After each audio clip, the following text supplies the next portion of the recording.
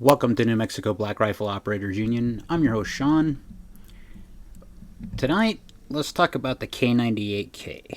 So, the K98K, for those of you that don't know, was the German service rifle in World War II and in World War I, the primary service rifle.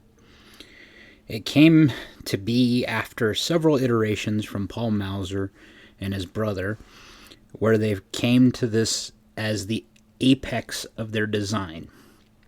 So in 1900 roughly, you would start seeing versions of this rifle. And this rifle was the Kalashnikov or the AR-15 of its day.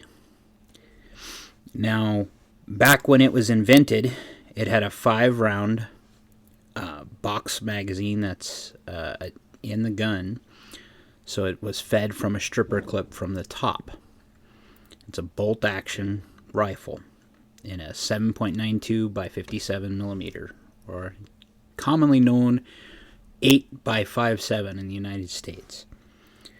Now this service round, it was stay in service, not in just the German army, but in the Slovakian army or the Yugoslav army, and in other places in the world, well past World War II.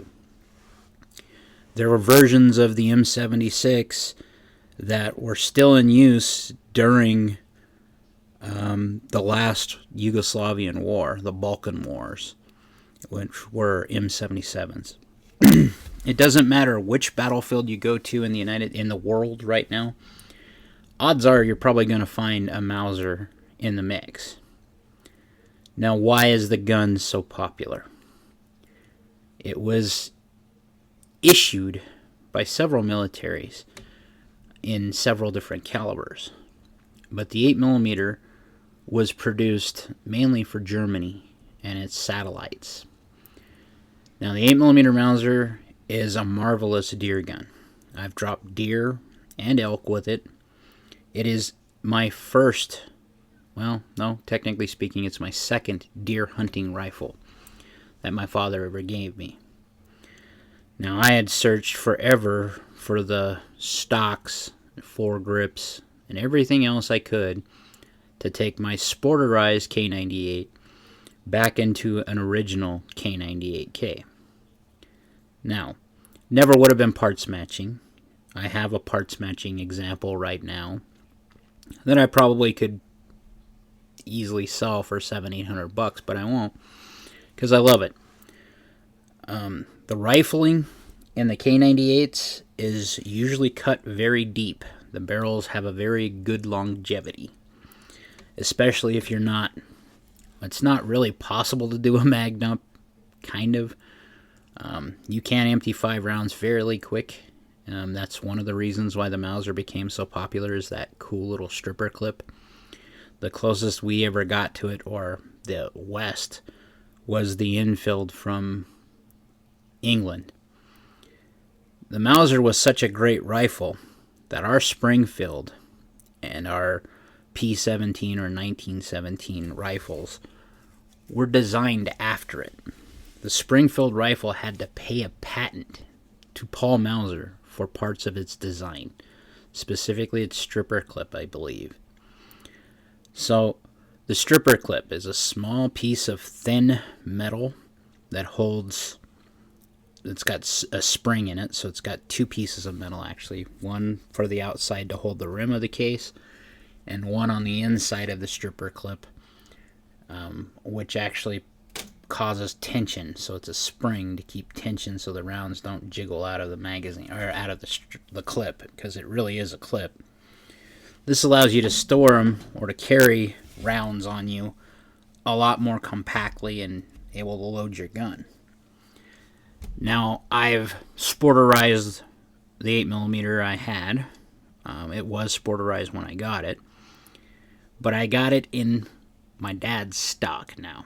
Way back in the day, my dad had this beautiful blonde stock, which really was just one of the original German laminated stocks, just sanded to where it was blonde, and then this one was varnished.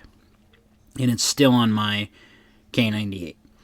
My K98 though is no longer an 8mm. It is an 8mm Rod 6. So where does the 8mm lie in caliber? I've mentioned the dimensions in European dimensions. Think of it in slightly bigger than a 308, slightly smaller than a 30-06, but fatter around for the bullet than the 30-06. There you go. So it will do a number. It'll push about 2,800 feet a second, 29 if you're really, really tuning the ammunition. Back in the day, I reloaded for mine all the time before I turned it into an 8mm Rod 6. I turned my rifle into an 8mm Rod 6. What they do is they remount the chamber, because the barrel and chamber are one in this type of rifle. They can ream it out with a 30-06 and change that dimension so that you have a 30-06 brass with a 32 or 323 caliber bullet. Now what this does is it gives you a wider bullet diameter, which increases case capacity just slightly. So you end up with what used to be called the poor man's Magnum. This is a P.O. Ackley design. But what the 8mm Rod 6 does is it pushes it closer to the 30-06, almost to that little Magnum range with certain bullet weights of speed. And that's what we were looking for, when I was specifically. The K98, the 8mm Mauser round, doesn't, it at about 500-600 meters or 500-600 yards, we're in the west, right? There's a little more drift and a little more wind that it takes.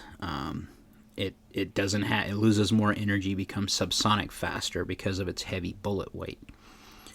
When it was originally designed, the Germans used, I believe, a 196 grain steel jacketed bullet. They had armor-piercing versions of it. It is still available everywhere. You can't kick a can without finding 8mm rifles. However, you can't find the ammunition as easily. So if you need to make the ammunition, you can use the parent, a parent cartridge, the 30-06. Take the decapper die out of your 8mm die, size your brass, and then trim it to the right length, because what you'll end up with is a lot of brass out the front. Now, I had to do this back in the day because we couldn't find 8mm Mauser readily around. But I had some access to some really kick-butt reloading guys who taught me that trick. Now, telling you that, you do you, but we always put a black marker on it so that we knew what it was, so you didn't blow up a gun. It's not recommended ever to use a cartridge, ever, and just throw it in your gun unless you know for a fact the caliber. You should be able to look at a gun caliber or the bullet in your hand, the cartridge in your hand, and know what it goes to. That's what my dad always said. It's a good rule of thumb to have nowadays, especially when you start getting into military surplus. And if they don't know for sure what the hell caliber it is, because there are Mauser rifles, K98s, that have been rebarreled and rechambered, because it can take a Magnum cartridge pressure with the bolt itself in the receiver of a Mauser. So they can go all the way up to, 375 H&H is what I've heard, if they expand the neck or the face of the bolt just slightly. So it could be in any caliber nowadays. That's one of the testaments to the K98 Mauser. There's a lot of love I have for this rifle. I've carried it in its full military guise in a lot of snowy backcountry in New Mexico and Colorado. And I can tell you that it's a heavy little bastard, but I'd trust my life to it any day of the week. Now, if the tables were turned in World War II, and I had to pick any rifle from either side, I probably would still pick an STG-44 or an M1 Garand over the K98. even as much as I love it. Now, the K98 in movies is everywhere. Any World War II movie you see a German soldier, you're probably seeing a K98. It's still used in some countries as a parade rifle, like the SKS is for some places. Now, with that being said, there's the Nazi stigma around the K98. Now, if you get a good example, German example from this time era, you're going to find, and pretty much that's the only way you can get one, is you can find a Yugoslavian, or you can find a Saudi, or any of the Arabic countries like the 8mm. They liked them a lot. I think Egypt did for a while. Anyway, back to what I was saying. There you will find German acceptance marks on them. You will find the swastika on the parts that you can see. Serial numbers on them, they're going to be the original serial numbers, and then there's usually an import serial number because they have to track it another way to get them into the country.